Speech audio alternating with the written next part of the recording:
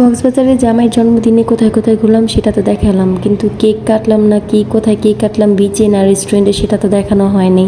তো এই নিয়েই থাকছে আজকের ব্লগ। তো প্রতিদিন আমরা ভাত খেতে খেতে জন্মদিনে ভাবলাম একটু চাইনিজ ফুড ট্রাই করি। তো যেই বলা সেই কাজ, তো আমরা চাইনিজ রেস্টুরেন্ট খুঁজতেছিলাম, খুঁজতে খুঁজতেই তো পেয়ে গেলাম। তারপর আমি তার জন্য একটা কেক কিনছিলাম।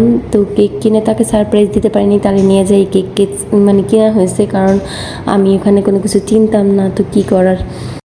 চাইছিলাম সমুদ্রের পাড়ে বিচে আমরা সেলিব্রেট করব, কিন্তু যেহেতু আমরা সব ফুল ফ্যামিলি আসছি, তো সবাইকে নিয়ে যাওয়া তো সম্ভব না এত রাত্রে। তাই ভাবলাম খাওয়া দাওয়ার যখন করব তখন আমরা কেক কেটে নিব। তো এই তো কেক কাটতেছে আমার হাজবেন্ড। কাটার পর ফার্স্ট পিস আমাকে দেওয়ার কথা সে ভুলেই গেছে, সবাই রেখা হয়েছে, ভিডিওতে দেখবেন আমাকে দেয়নি। তো যাই হোক, এ দুষ্টামি ছিল। আমাকে ও সাজছে, তো আমি বলছি আগে সবাই খাও তারপর আমি খাবো। এটাই ছিল কক্সবাজারে তার বার্থডে উদযাপন।